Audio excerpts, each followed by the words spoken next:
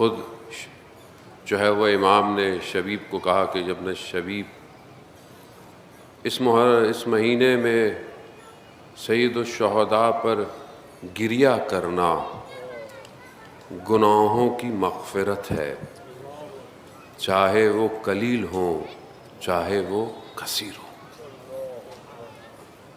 اب یہ ظاہر ہے یہ کیونکہ ہم مادی دنیا میں رہتے ہیں اور ہم ہر چیز کو مادے سے ناپتے اور تولتے ہیں، ظاہر ہے نہ ہم گناہوں کو تولنے کا ہمارے پاس کوئی ایسا آلہ ہے یا ایسا کوئی گیجٹ ہے جس سے ہم گناہوں کو دیکھیں کہ فلانا گناہ کتنا ہے، فلانا گناہ کتنا ہے۔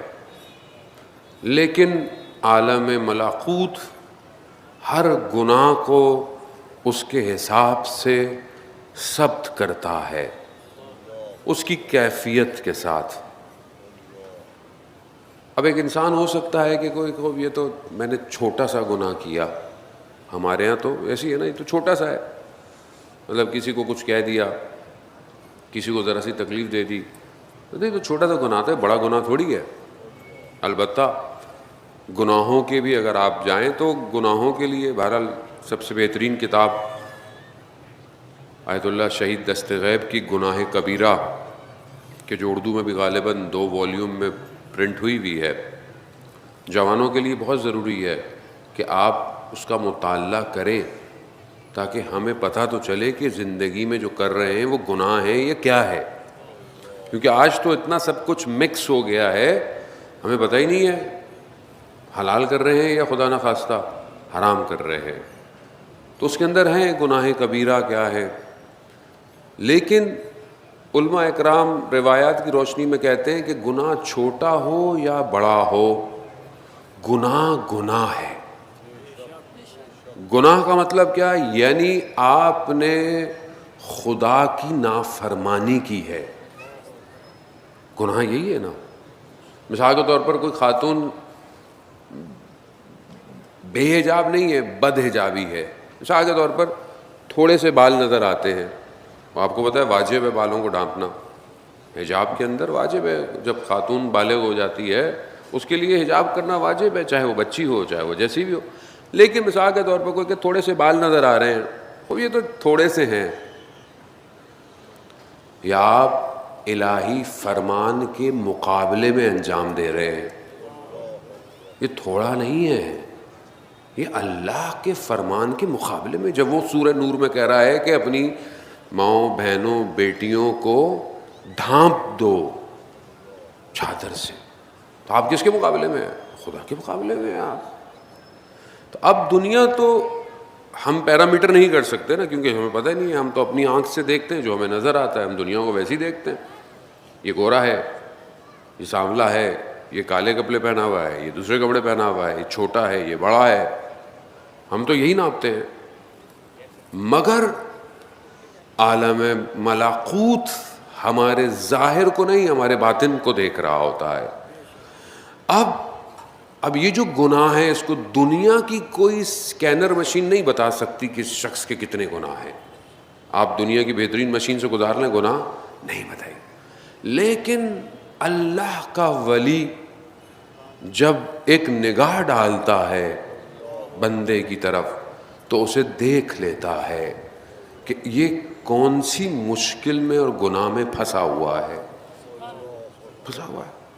اب اس کی مثال یہ ہے کہ جب ائمہ علیہ الصلوۃ والسلام سے پوچھا گیا کہ مطلب آپ کوئی ایسا کام کیوں نہیں کرتے، مطلب آپ کیوں نہیں کوئی ایسا کام کرتے، معصوم ہے وہ معصوم۔ خود امام ارشاد فرماتے ہیں کہ تم اگر کہیں سے گزر رہے ہو اور غلاظت پڑی ہوئی ہو، کچرا پڑا ہوا ہو، تو کیا اس کے قریب جاؤ گے؟ کہا نہیں، ہم کیوں نہیں آئیں گے؟ کہا کیوں نہیں جاؤ گے؟ کہا نظر آ رہا ہے غلاظت ہے۔ تو کہا ہمیں گناہ بالکل ایسے ہی نظر آتا ہے۔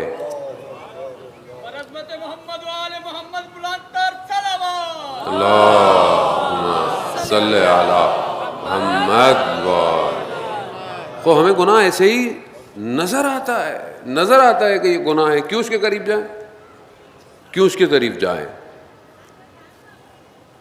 نجف کے عالم دین تھے، شاگرد کہتا ہے کہ میں نے اپنے استاد کو اپنے کھانے پہ بلایا گھر پہ، گھر پہ کھانے کو آئے, کھانا رکھا ہوا, گوشت رکھا, چاول رکھا, سب رکھا.